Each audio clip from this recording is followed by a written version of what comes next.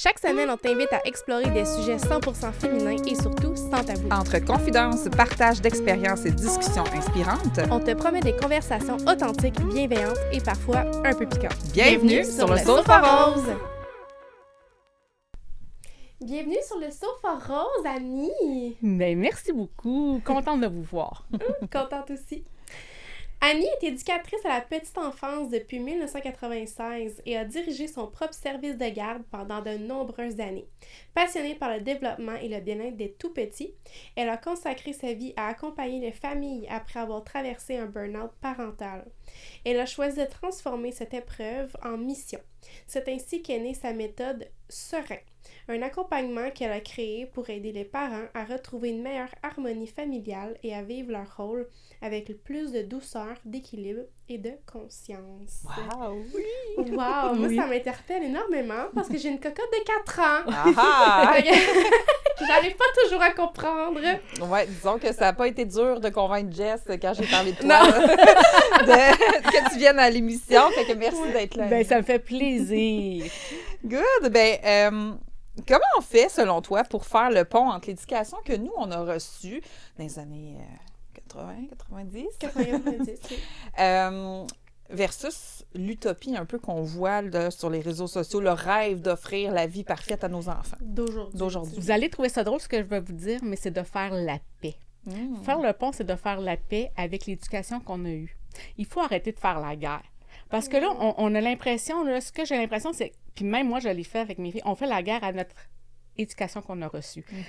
Mais il ne faut pas en vouloir à cette éducation-là. Nos parents nous ont éduqués et élevés de la façon des outils qu'il y avait. Mais avec le temps, bien, puis encore, ça va encore. Mes enfants ils vont avoir des enfants, puis ça va encore avoir.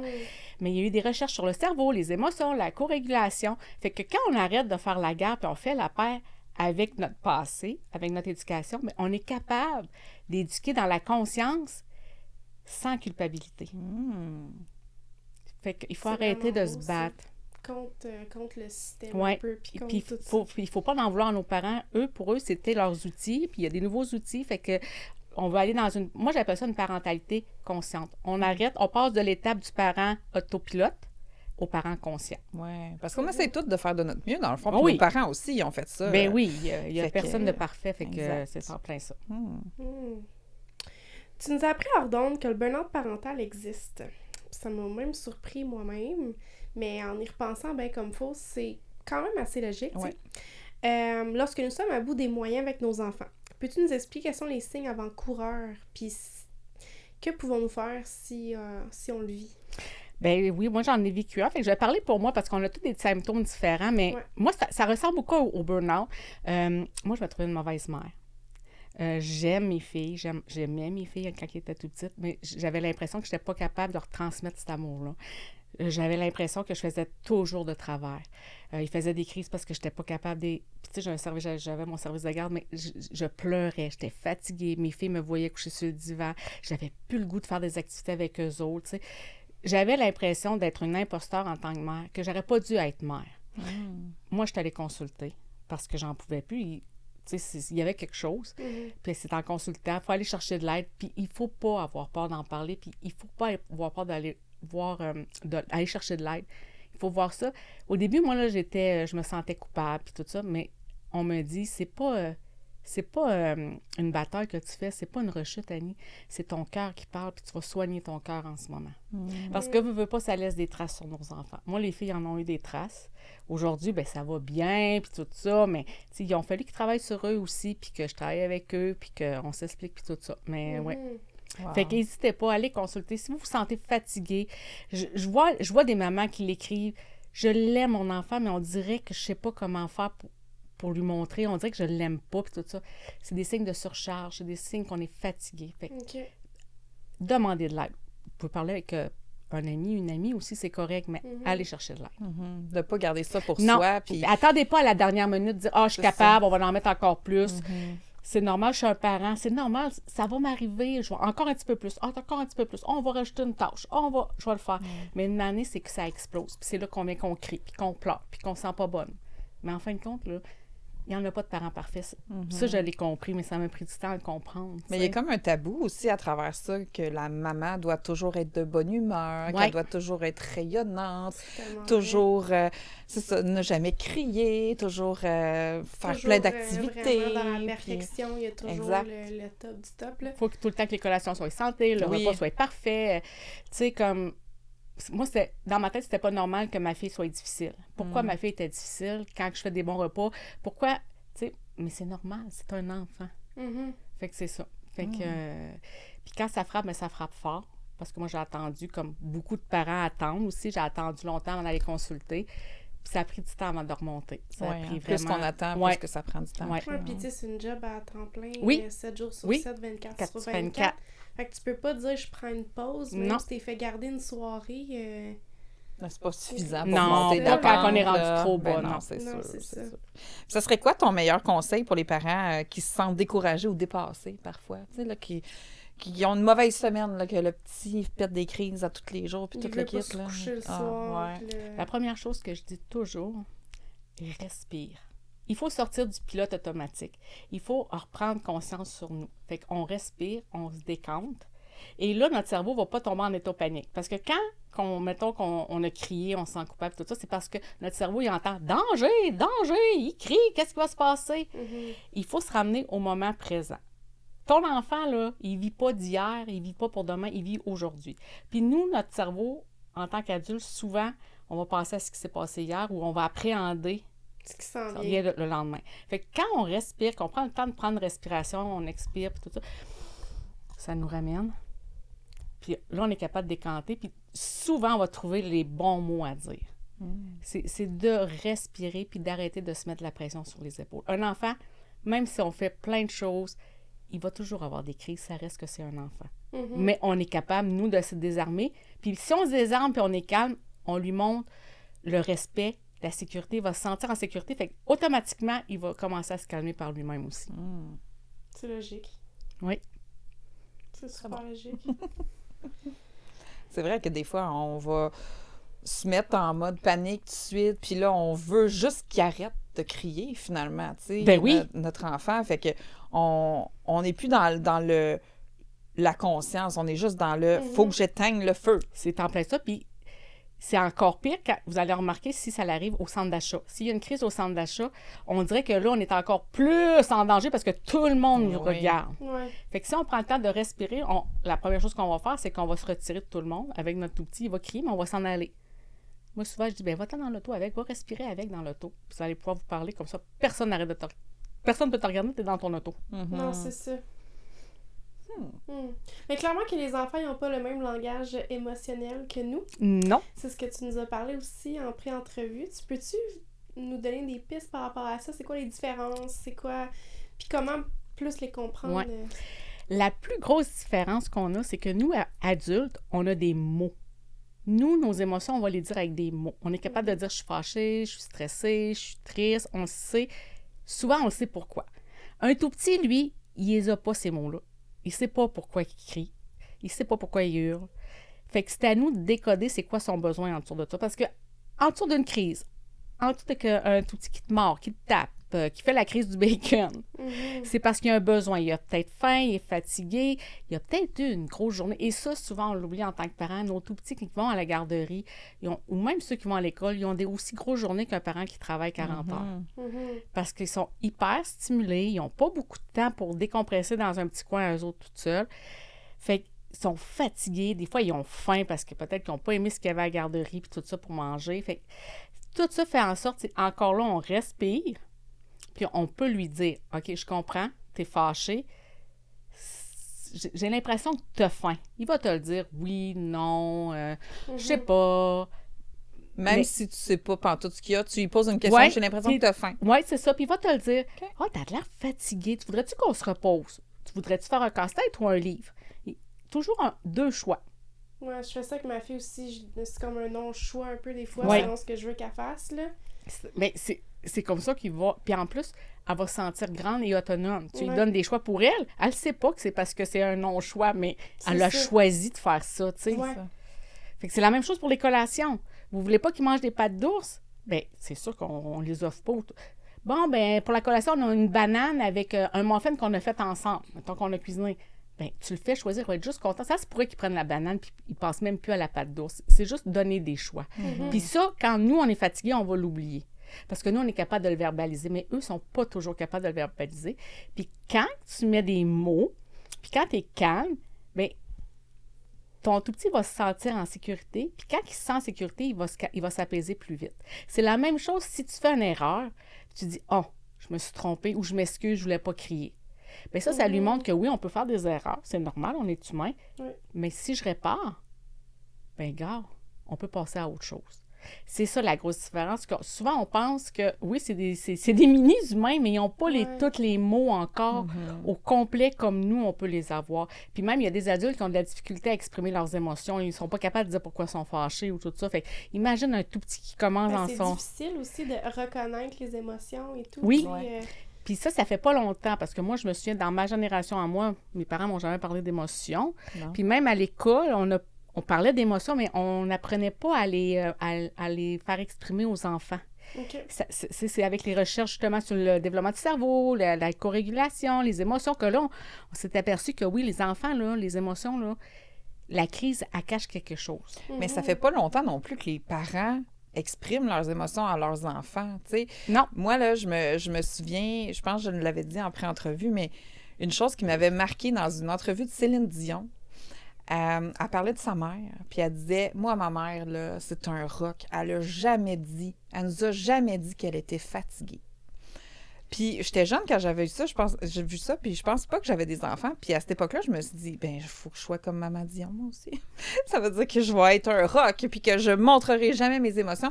Mais c'est vrai que si nous, on les exprime pas, on peut pas s'attendre à ce que notre enfant les exprime comme il faut. T'sais. C'est en plein ça. Puis si on leur montre jamais, on a le droit d'être fatigué, puis c'est un petit peu la mentalité que, tu sais, moi aussi, ma grand-mère, je l'ai vue, ma grand-mère avec ses 15 enfants, elle était un roc, tu sais, je l'ai jamais vue fatiguée, pleurer, puis tout ça, puis je me suis dit, ben faut que je sois forte, je suis une femme.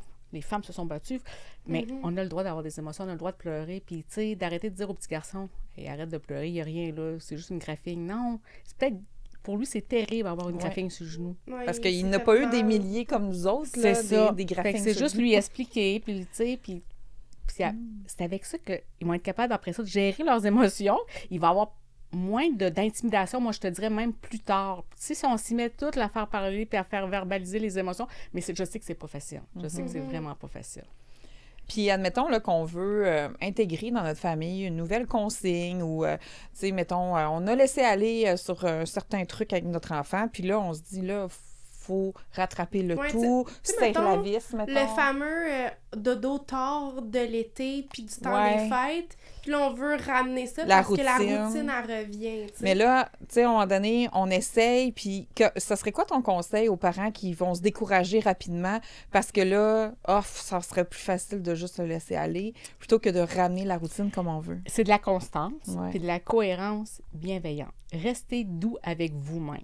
Parce que souvent, c'est le parent qui va se taper ses épaules en voulant dire « j'ai pas réussi, j'ai trop donné d'espace » ou « j'aurais pas dû y donner, j'aurais pas dû sortir de ma routine ». Donnez-vous la chance. Puis, si, mettons, là, on parle du dodo, mettons, du temps des fêtes, mais avec le temps des fêtes, il y a la visite, il y a beaucoup plus... Alors, venez juste à une chose à la fois. Essayez pas de remettre toute la routine en place d'un coup.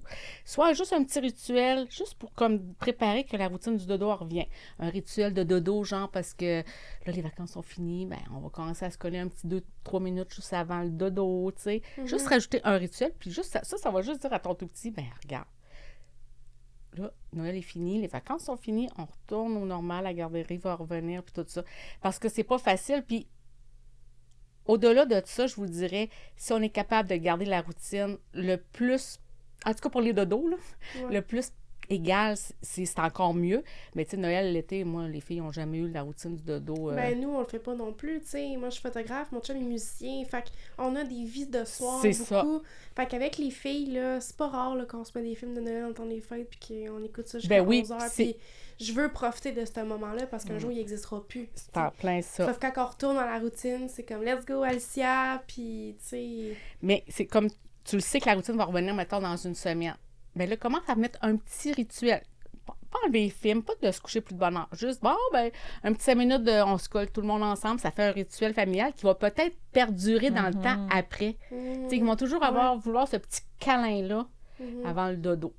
Tu sais, souvent, c'est ça que je fais. Ou juste ramener un dîner ou un souper de dimanche, puis dire, hey, là, bientôt, on recommence, hein, on va recommencer à travailler, on a eu du plaisir ensemble. Communiquer avec eux, tu sais. Faut le dire. Faut juste le dire. Les petites routines, c'est tellement important pour les enfants. Oui. C'est drôle parce que moi, j'ai des jumeaux de 16 ans, puis depuis toujours, à chaque fois que je les couche, je leur dis tout le temps « Bonne nuit, je t'aime, à demain ». J'ai toujours dit ça. Puis mon grand, l'autre fois, il me disait « Maman, si tu me le dis pas avant que je me couche, là, il y a quelque chose qui marche pas dans ma routine du tout. » Oh, c'est ben trop cute! Fait qu'encore aujourd'hui, je dis à mes ados de 16 ans « Bonne nuit, je t'aime, à demain ». Puis si je le dis pas...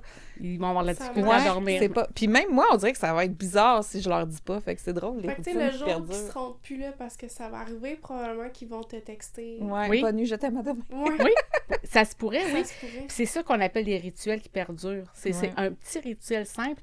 Et pour le dodo, ce que tu as fait, puis tu le sais même pas, c'est que tu as rassuré. Parce qu'il y a beaucoup d'enfants qui se réveillent la nuit ou qui ont de la misère à s'endormir le soir parce qu'ils ont peur de ne pas voir leurs parents le lendemain. Ah ouais, hein? Parce que c'est la période la plus longue d'absence. Oui, c'est vrai. Fait que quand tu dis... Commence pas à dire ça à Alicia. Mais j'y dis quand même, je dis jamais la même affaire, mais je dis pas mal tout le temps, fais des beaux rêves, on se voit demain matin. C'est en plein ça. Puis ça les rassure, puis des fois, on peut même dire, bon, mais demain, on se fait-tu, je sais pas, une toast au beurre d'arachide parce qu'on aime ça, tu sais. Fait que là, on va dire, OK, ben demain matin, c'est sûr que maman est encore à la maison parce que elle m'a dit qu'on allait manger une toast ensemble, tu sais.